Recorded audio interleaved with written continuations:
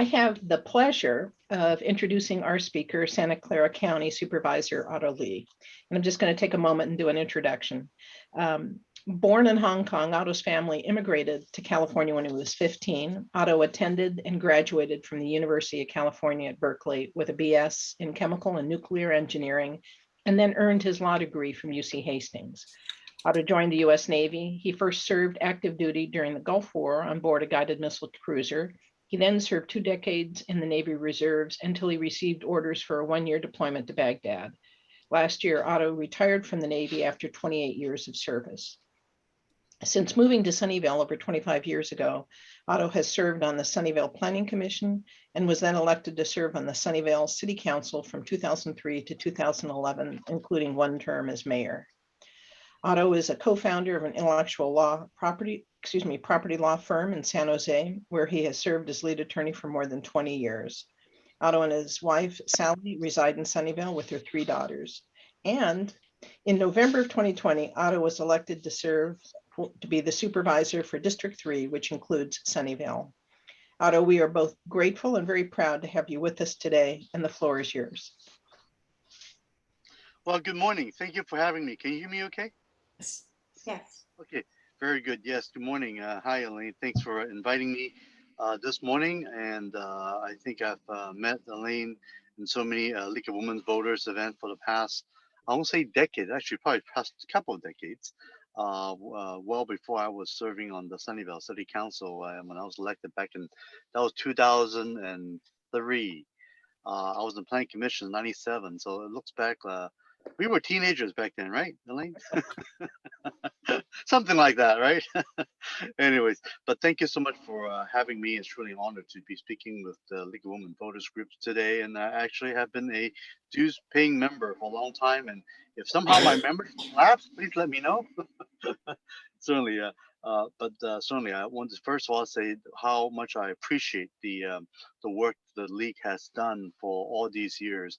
As I understand, the league's never supported individual candidates, but can support issues and your efforts in terms of educating our voters on so many different issues, especially when we have so many propositions and ballot measures and all that, is extremely educational and helpful for so many folks. So I just want to say thank you for all your great work on doing that. And I've learned so much from you all these years. First of all, I would say it's truly been an honor and pleasure to have been elected a few times now, first on the Sunnyvale City Council for 8 years, and most recently here on the Board of Supervisor. And you know, it's something that that I've tried for 12 years ago. I came in second after Dave Cortese, who won, and now of course is our state senator, who's doing a great job. And I'm glad to say that, you know, not every election whereby the opponents become good friends ever since. And but between me and Dave Cortese, we certainly have been supporting each other's efforts, and I've learned a lot through this process. And now that I'm able to fill his big shoes at the county, I would say it's a really humbling experience. It's been about 6 months now. I took office in December 8th, when December 7th, when Dave was to move up to the Senate. So it's been about 6 months. And I tell you, there's been not a single dull moment since I got on board. I felt like I've been here for a couple of years. When I first ran for this office, it was something where I thought it would be a lot of work. I understood that, but I did not expect the COVID pandemic going on when the public health agency of the county, of course, is this VMC in the county. And in addition to that, we have issues dealing with the vaccinations, right? The distribution of that, and then the Asian hate issue. And then most recently, we have to deal with the shooting at the VTA. And actually, we had 2 of those. We had actually shooting a couple of days ago, right, at a block from where the VTA was. But the week before, of course, was when the VTA shooting took place, where 9 members of our VTA family were killed, along with the culprit who also works for VTA. And you know, as a board member of the county, I also have another collateral duty as a VTA board member. In this case, I'm a VTA board alternate, which, to be frank, it's something that, you know, I did not take it as seriously of all the different things I'm doing. But certainly this past week has changed my priority very much. That VTA is very much a very important part of my job, and VTA is family with the Mhm. 2,000 employees we have. And I want to say this tragic event, on May 26th is something that we'll never forget. And of course, our current focus is to support those families and the workers that's been impacted. Light rail's still not running, right? We have to make sure that A is safe, and B is for the workers who is fixing the trains and riding trains. These are people who know each other for not years but decades, and we need to really take care of them. That is something that we need to make sure happens. And of course, we have to take action to address the issue of workplace violence, as no one should ever feel unsafe at work, and take better care to address the safety and comfort of our workspaces. Um, when we are now opening up our businesses now that COVID is basically under control, and I have to say that when we're doing very very well at the county level, we want to make sure that people coming back to work is feel that they're safe from COVID and safe from each other, right? And we absolutely have the responsibility and to take the effort to watch out for each other, because so often we miss each other's signs at our work. We just know this guy's got off, but never really ask the extra question, take the time to really know about why. And I think these are the things that we need to get to know each other more. COVID has trapped us at home for a year now, and during this time, we know there's so much more issues within our homes. Of course, mental health issues is really through the roof. I don't think we've seen numbers this bad in terms of mental health needs, and I think it's so important that we need to make sure we fund it properly and making sure that we really do watch out for each other and take care of each other. So that's how we could hopefully avoid these tragedy in the future. Um, Other issues I want to talk about are some of the anti-Asian hate issue of the violence that's resulted from it, and also with the gender-based violence among the women around the world that we see so much also at the workplace for both sexual harassment or assault. We certainly have mass shooting as a very American pandemic, but gender-based violence also happens every day as well. So these are all the things that we really need to work on, and there's certainly no shortage of things at the county level that we have to do. Um, as for the gun violence issue that I just mentioned, um, we've got both gun reform advocates or gun owners uh, do agree that we need some type of common sense legislation, uh, especially from Washington, D.C. at the federal level, whether it's talking about the universal background checks, right? Or in that sense, some of the ideas that actually came from Sunnyvale. In Sunnyvale, when I was 2013, I believe, the Measure C, where we passed a gun proposal to limit the number of bullets to be put in the magazine. We call the high capacity magazine to have that banned. That was one of the things that actually became state law eventually, and we've won in the courts. I think these are things that we need to try to make sure that the federal government will come up with these legislation. So actually, before the incident in the VTA, our team has actually been working on putting together a gun and ammunition buyback program, and we are really now stepping up our engagement on this issue, and hopefully to bring something to the board. And actually, this coming Tuesday, we have it on our agenda. Item number 15 is our very issue to talk about how we can work with our local cities, our police department to come up with such a program. I've already called Mayor Liccardo, Mayor Larry Klein, along with the Mayor of Gilroy and also Mayor Ellen Kamei in Mountain View to talk about getting their public safety involved to put together this program, along with the district attorney, Jeff Rosen, and also Sheriff Laurie Smith. It's going to be a joint effort, but I want to make sure that this is not just a one-time deal, right? It's going to be county-wide, number one. Number two is it really needs not to be ad hoc. It has to be periodic. And so I'm proposing to make this an annual type of a program that we will do, because we always have so many guns out there that people want to get rid of. And there's the more we could get rid of these guns that nobody wants, the better safer, because all it takes is one or two guns and can cause so much damages, as we have seen. So these are some of the things that we're working on, and I'm proud to be at the county to help lead this effort. And stay tuned.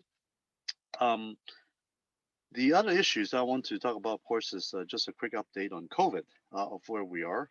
Of course, now we have 12-year-olds and above can receive vaccines now for about a month. Um, we are now all the way down to the lower end of yellow tier.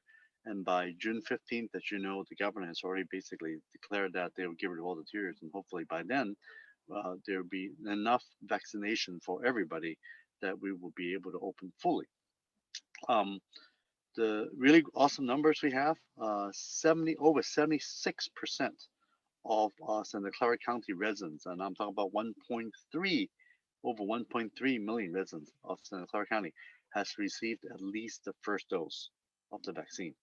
Um, Over 64% of our residents have now completed the vaccinations. So these are some phenomenal numbers. We say 2 out of 3 basically of our residents has already received the full complete vaccination, and 3/4 of them has received at least the first dose. So our county really has done an outstanding job of addressing the pandemic. And the entire county, except Marin, I think, has done better numbers than us. We are the second very best. And of course, we are 3 times the size of Marin too. So it really shows how much of an effort that we've pulled together in such an amazing time. And I want to say thanks for our residents following the safety measures, keeping each other safe, and we really would like to highlight those who that has got us through it. Right, the majority of our frontline workers, especially the people in the jobs of doing caregiving, as we know, are women. And we wouldn't have been able to get through the pandemic without the countless strong and fearless women who put their lives on the line every day to protect, to heal our community from this virus. And I just want to mention that. Uh, this summer is the one that we really have to be mindful of all the activities, right?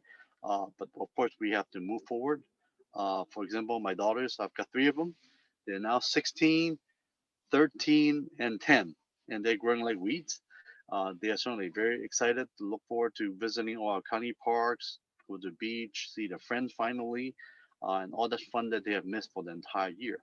But of course, we have to continue to make these smart choices and be mindful and stay healthy. Um, and but at the same time, I also mentioned that there are still these vaccine hesitation issues that's slowing our progress to get over the 80% hump, right? For the community to get the complete vaccinations. We have now put up all kinds of incentives. I know the Levi's Stadium have put out some tours and some stuff from the 49ers to hope get people get vaccinations there for teenagers, or whether it's boba tea, or I've heard there's a lotto type tickets or type of a program offered by the state. Ultimately, we're just trying to get everybody to get vaccinated as fast as they can, because at the end of the day, in order for us to truly reopen, right, to get the herd immunity, we really need to get as many people vaccinated as possible. And of course, the ideal number statistically is around 85%. So right now we're running around 70%, 75% is good, but we really need to push forward and try to get that done. And as you know, there are informational campaigns on the way, reminding us that science matters, right? And I hope that more of our friends, families, and neighbors will trust the science on this one. And at the same time, I think it's important for us to talk to friends and families that we know who did not get vaccinated for whatever reason, whether they are conservative or Trump supporter or whatever that might be part of reasons, or just the fact that they're not so sure. This thing got approved so fast. Is it really safe? And tell them, I got it. I'm okay. I had some side effects. My arm was sore a little bit, but at the end of the day, a little fever the night of. That was it. It was very mild, and sure beats catching COVID and the potential results of that. And it really has been. We've been very blessed that the vaccines we have learned has been a very safe one. Some were 2 doses, the Moderna and the Pfizer are 2 dose versus Johnson 1 dose, and those all have been proven to be safer. And I think there's been some signs too for younger women under the age of 50, 55 years old. We've been advising them that maybe it's better not to do Johnson for some. There's still remote chance of that blood clot that we talked about. But certainly the Moderna and the Pfizer vaccine has been great. I got the Pfizer myself, and my family got all three basically, and so far we all have had very good experience. So I certainly want to get the word out to people. If you've been waiting to make sure that this thing is safe, well, over 1.3 million of our residents in Santa Clara County has got it, and so far everybody has been having very good results on this so far. Um, I also want to talk about my personal life regarding the support of women and girls. I know I'm a very lucky man because I've always been surrounded by strong women. My Besides my wife and my three daughters, my chief of staff is Wendy Ho. My deputy chief of staff is Michelle Pelayo Osorio, and they are certainly doing an outstanding job of leading our District 3 team, helping me do this job. The person also running my calendar day to day is Naomi Nakata Matsumoto. I think a lot of people knows her as well since she served on the Fremont Unified School District as a trustee. Wendy Ho, I mentioned, is also a trustee on the San Jose Evergreen Community College Board as well. And Michelle, that I mentioned, was a former chief of staff for Dave Cortese a while back. So I have some very capable women on our team, and I think that's certainly helping me to make my job a lot more easier. And do you know that currently 4 out of 5 supervisors, chief of staffs are women now, which is something that's never happened before. So I'm just very glad to see that we're making good progress there. Um, and the talents that we have in our county is pretty amazing, and I would say the diversity that we have put together. We've got about I've got about 15 staff members, the largest staff member ever, full time and part time, reaching out to all areas. Even though my district's supposed to only include North Sunnyvale, Albiso, Milpitas, Berryessa, the East Foot Hillside, and Evergreen. Every vote I take on the county board affects the entire county, right? All the way from Palo Alto to Gilroy. So I certainly take this responsibility very seriously, and I want to make sure that we are going to move on so many different issues. The big issues I want to talk about that we are facing ahead of us right now, one of which is the jail reform and justice reform.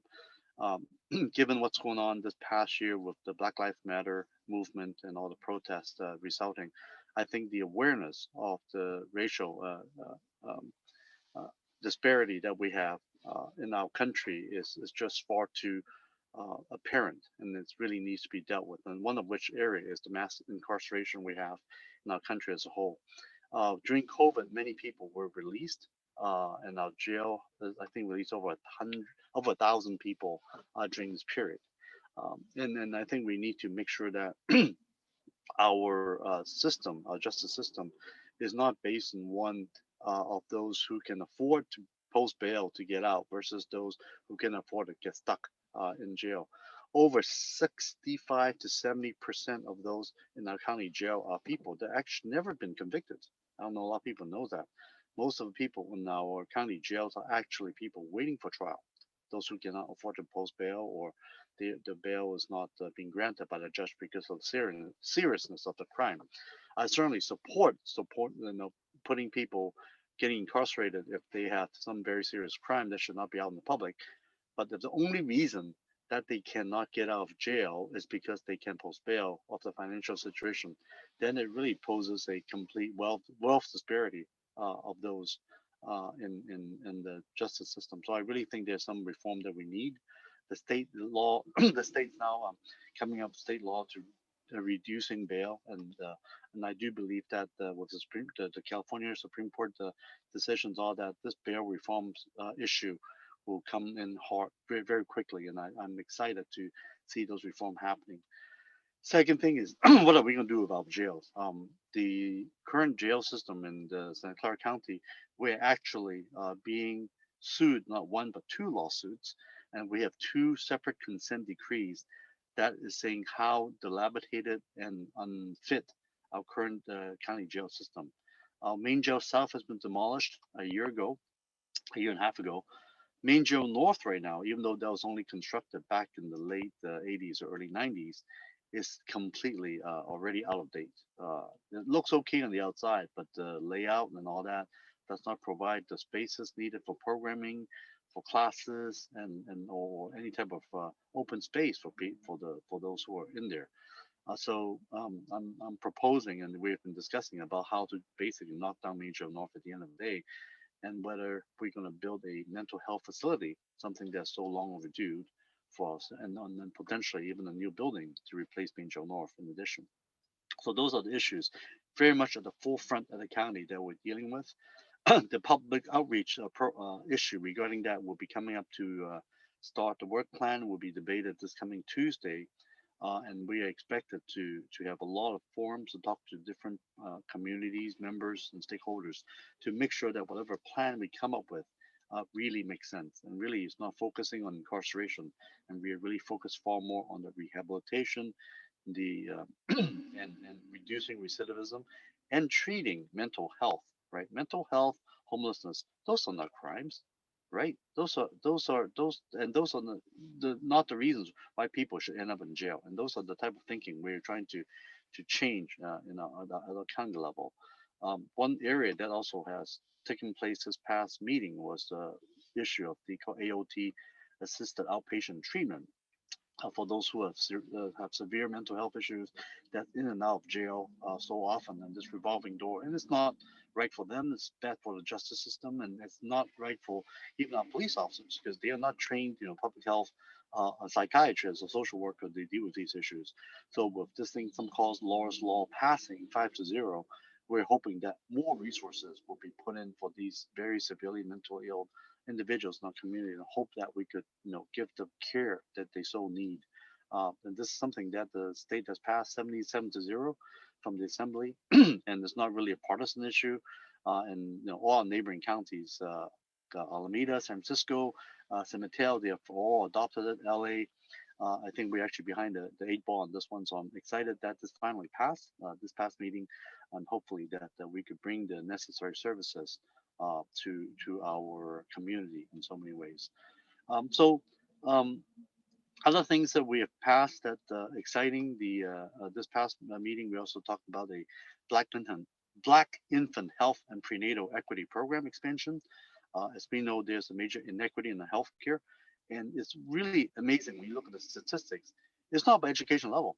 They're finding that Black mothers or that's giving birth, even though they might be doctors and have high education level, they still have far greater uh, uh, injuries or deaths for the kids or the babies and the moms. And we really are seeing that. I mean, statistics don't lie. We see them, and so we could see that this inequity exists in all economic level for Black women, which is really ridiculous in this day and age. So I think this is something that we need to make sure we put the resources to help our Black moms and babies, and invest in our mothers and the babies all of them as well. And so this is something that we're very unique in Santa Clara County, and we're glad that we got that passed. Other issues that is very unique and new about Santa Clara County is that we have now been providing free hygiene products in our county-owned facilities, and that with the schools being out, we noticed that many of the girls in our schools are not able to get these hygiene products while school's out.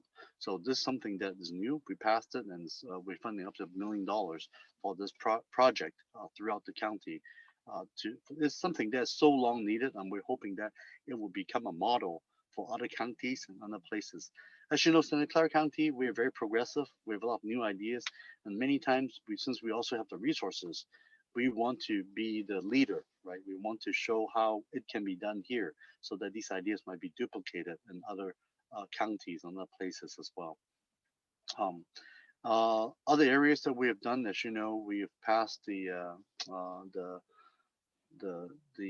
what we call the hazard pay for essential workers uh, during the COVID time, uh, given the fact that the people working at the grocery stores, so that they could get a little bit bump on the salary for what they have done, and also expanding other benefits for workplace protection for our county workers, like childcare expansion. Um, so we are doing all kinds of good things in the county. So that I think is a good update. Um, since we're talking to League of Women's Voters, I want to make sure we talk a little bit about the voting situations. Um, Obviously, a strong, free, and fair process. We have to expand voting rights and participation of our community. Is absolutely crucial, and we are seeing how many states, whether it's Georgia, whether it's Texas, whether it's Florida, that there are so many laws are being pushed through by one party, try to be nonpartisan today, to limit the way people could vote, and that's really a attack on our democracy, and we need to fight those issues. And I want to thank League of Women Voters for all these years to empower our voices for our democracy while you work in our community. For this year, our election for 2020 has some really amazing numbers. This is the first time Santa Clara County has more than 1 million people, registered to vote, ever. And in terms of the voting numbers, we have close to 80% of the folks actually voted in this election. So when you look at the numbers, we've never had that many people ever voting in our county before. And we're certainly hoping that this will continue in future. So thanks to your great work, getting people to the polls, that's important.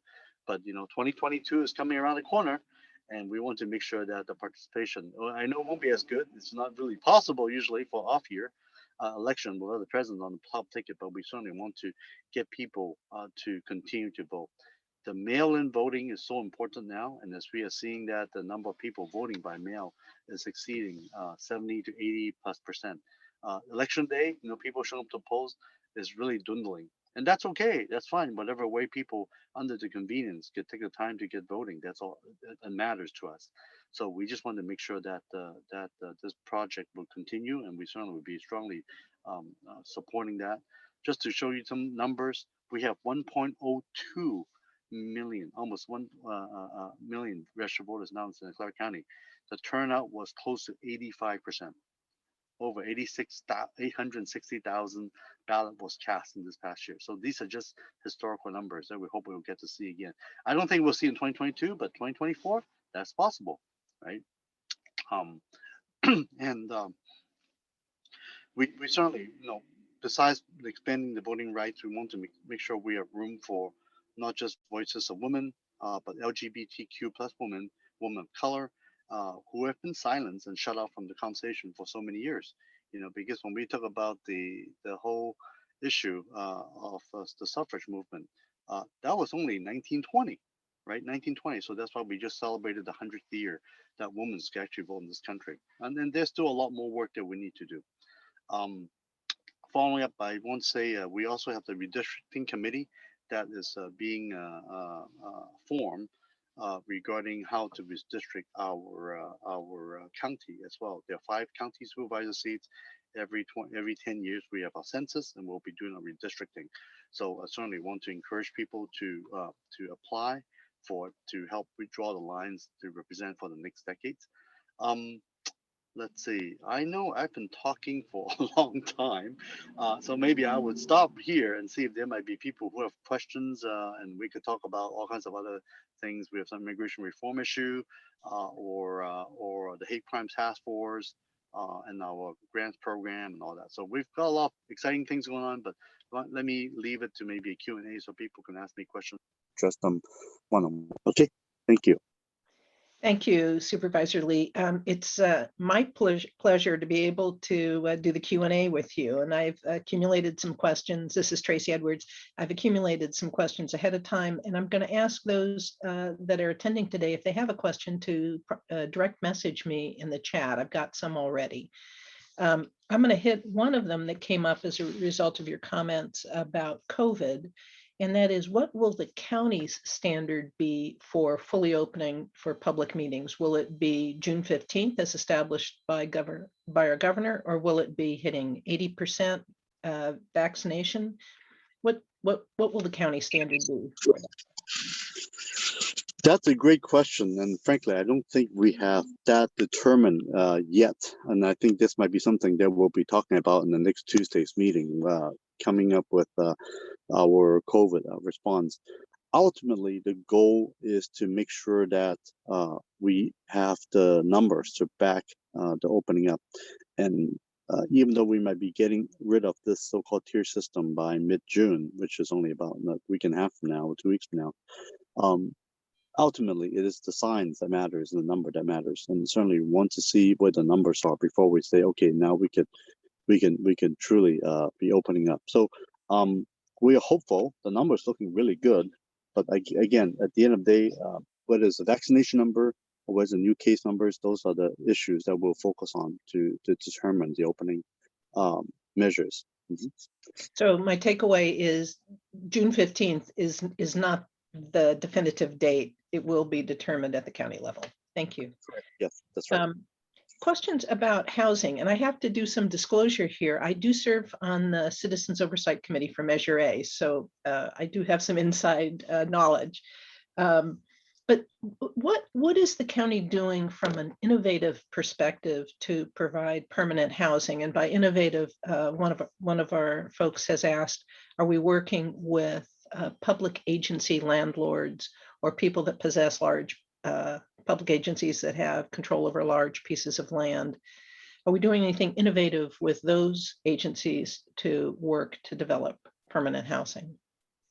Yes, the construction of housing, as you know, there are really three prongs, right? We're looking at permanent housing, or permanent supportive housing, and in addition to the emergency and transitional housing, right? Those are all important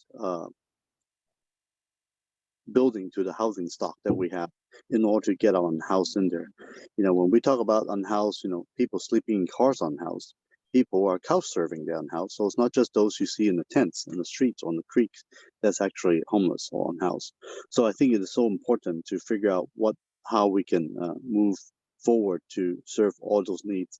The problem with permanent supportive housing or these longer term housing is it takes a lot longer to build. We're talking about 3, 4, 5 years time frame.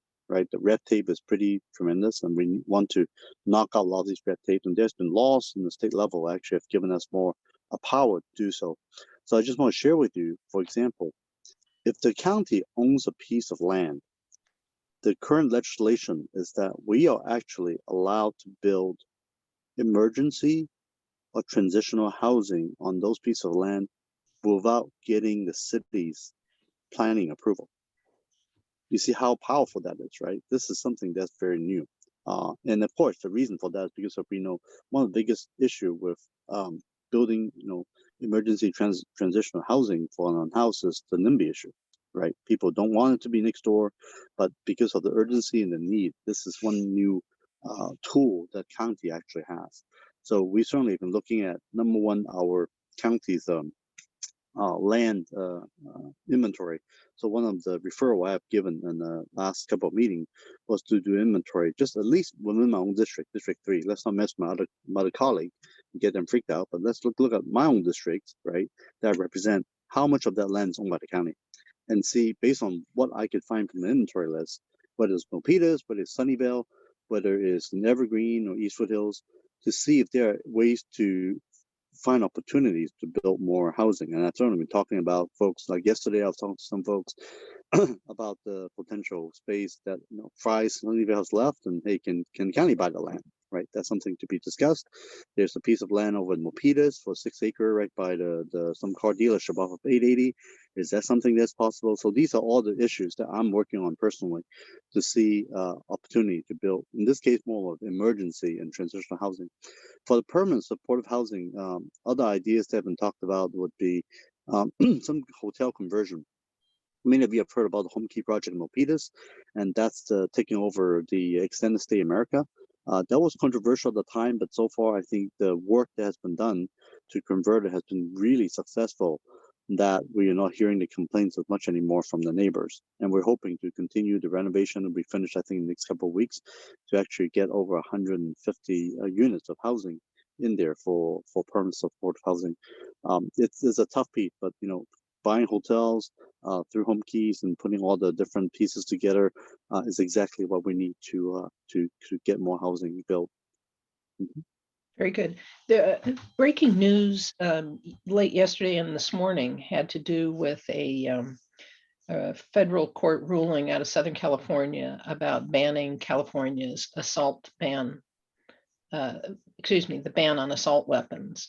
And given recent violence in our county, will this be a topic for the supervisors, and will there be any action taken or friend of the court briefs that will be put together? Yes, very much so. One thing about this in the Clark County's county council's office that a lot of people don't realize, we have probably, if not, we are the most resourceful governmental legal office. When I say that, in Northern California, our county has over 100 attorneys working on so many different issues under our county counsel, James Williams.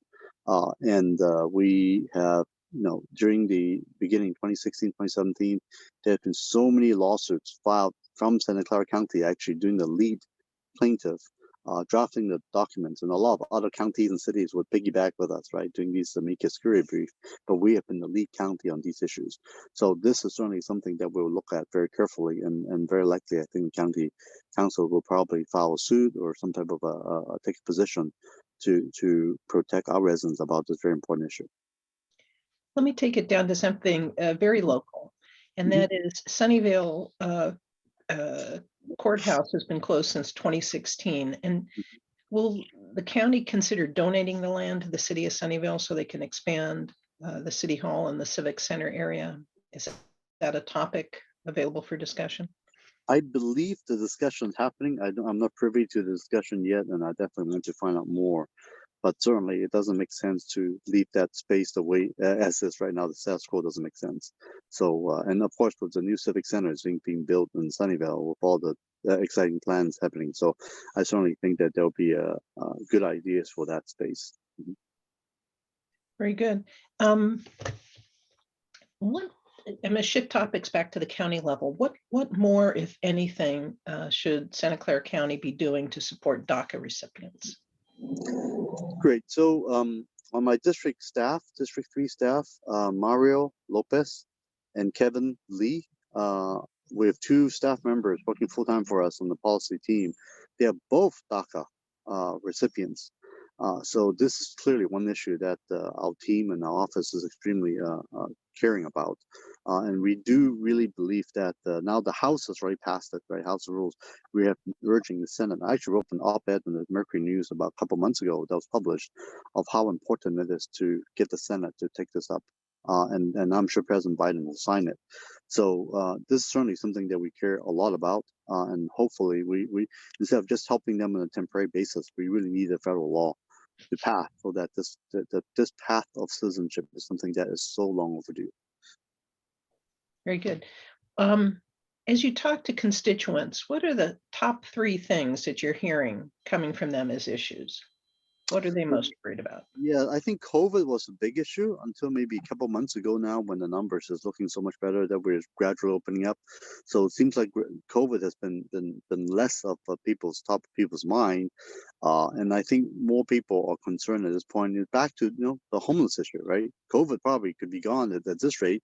We might not be too worried about COVID much anymore by the fall, but at the same time, the homeless and the house issue is not going away.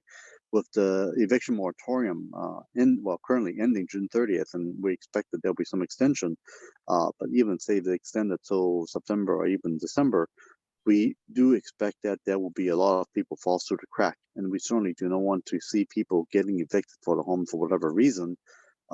And now, as much as we're talking about building more housing, there's not going to be enough speed of building housing compared to people getting evicted. So I think it's so important to be able to provide the help on that area, whether it's through rent vouchers or paying partial rent, or there's so many other potential solutions we need to adopt to make sure that we don't have a huge spike on homeless issues. And the housing affordability is always still an issue. The strange thing about this COVID thing is we thought, the economy is just going down with unemployment and the housing prices might come down. interesting enough, as much as rent might have gone down somewhat, the pricing of owning a home actually has been going up this past year, which makes almost no sense. So the housing affordability is still very much an issue, and it is supply and demand as well. And so those are issues that I think I'm hearing a lot on people. Housing is still the number one issue overall in the Bay Area. Let me stick with what you were just talking about, which is people at risk, either of defaulting on mortgages or the inability to pay rent. What advice would you give to that population? What can they be doing to kind of help themselves? How can they access resources to help them get through the next 6 months, let's say? Thank you. Yeah, be alert and pay attention to what's going on with both the state and the county government, because we are unknown cities as well. We certainly have various websites that you can access to in terms of the understanding what the current law is. The state, for example, program basically requires you to pay 25% of the rent, and then the landlord should be able to get the 75% through the states. So these type of subsidies are all very helpful, but at the same time as you do need to kind of go through cross the T and dot the I and apply for it. If you don't apply, you're not going to get it. So I think it's so important that people pay attention to these help available. In the county level, we also make sure that they are language accessible. So these information are in different languages, Spanish, Vietnamese, and other. So I just want to make sure people are paying attention, and please do not be shy. Contact our offices, and we could direct them to the right people to talk to to make sure that they deal with this early. Don't wait till the last minute when your rent's due. Try to ask these questions ahead of time. It's always better to be prepared ahead of time. Thanks. Great. And I want to thank Naomi, who just posted a whole bunch of resources in the link. Thank you, Naomi.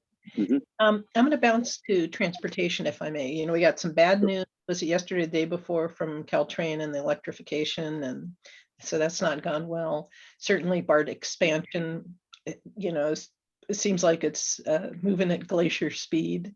VTA just took a major body blow, but it was already suffering from low ridership. What can the county do to help coordinate? What can the county do to participate in the Bay Area in terms of improving public transportation and participation in public transportation? Yes, I personally truly believe, and during campaign I've been saying, is that I believe the cost of public transportation is still too high. You know, it costs over $2 to ride one way on the bus or light rail, and round trip we're talking about close to $5. You know, when people get in the car, in and out versus the gas, right, versus the riding public transportation. If the cost about the same, sometimes even less, why would people take public transportation? So I really do think it is so important for us to not worry about the fare recovery issue. You know, in so many ways, I really think students and seniors should be able to ride for free. And it's something I've talked for a long time, and I want to push that issue again. To know that people keep talking about recovering the cost of VTA. You know, public transportation, we never say we call freeway, right? You know, when you drive on a road, you don't have to pay for it. And I think that's the type of mindset we should have with our public transportation, is that we really want people to ride it, because the more people ride it, it's that's how it succeeds. So with the extremely low ridership we've seen, especially during COVID, I think to get people back, right, it's a bit of a habit, right? People are too used to driving, they don't want to get back to public transportation, and I don't doubt or blame them if they think it's unsafe, right? For whether it's for health reasons, for COVID, or public safety reasons, right? So I think it's really important to give people the trust back that public transportation here in the South Bay is safe, is hygienic, is clean. And I think those are the messages that we need to instill in people to lure people back into using public transportation. And as we know, oil prices is going up and is all-time high again for the last couple of years. So we don't think that's going to abate at all while we're opening up. So that hopefully by sometimes with a very high gas prices, what we've learned is SUV sales and those Hummer sales goes down because it's too expensive to drive, right? So maybe hopefully if that were the case, when all prices go up, this will give us opportunity to get people to ride public transportation again. I'm going to ask just one more question because we're running out of time, but you touched on, I would call, the fun things that are happening to induce the reluctant to get vaccinated. But what other things? Because my sense is if I'm reluctant to get vaccinated, I'm not likely, to go to get the tour or maybe be incentivized by participating in the financial lottery that the states put together. What other things is the county doing to get people over their hurdle of reluctancy? Right. So one of the issues that we're fighting for is, I think, it's just fake news from the anti-vaxxers group that we have seen for so long. That we could try to educate, but sometimes just education and saying the same thing. For example, we have tried to get every president, Democrat, Republican, to get up there to say why you should get vaccinated, and apparently that has not been that effective. And so I've also heard this podcast about a few months ago now that Luntz, one of the famous Republican strategists on words, I think the death panel, those are the terms that he helped invent. We're trying to get Republicans to because it turns out from polls that conservative Republicans, all of them, bought that Kool-Aid, thinking that COVID is not a big deal or vaccine might not be safe. Trying to get them to change the mindset to get vaccinated has been very difficult.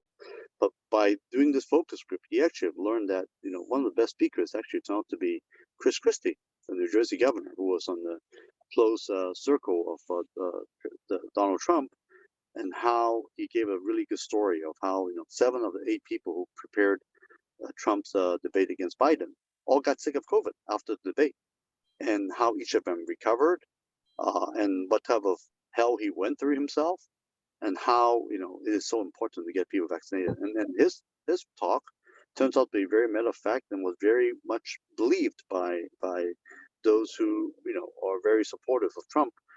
I think we need to come up with these type of creative solutions to get the message out. And I don't think there's only one size fit all that would hit one type of constituency. Or there are other constituencies, just they're just too busy working, and I'm working like 10-12 hour days. I don't have time to go get this vaccination and whatnot, and we might have to get vaccination to them. So for example, some companies we're actually working with that we're trying to get some vaccinations on the parking lot, so that maybe 200, 300 of the employees working there still haven't gotten the vaccines yet.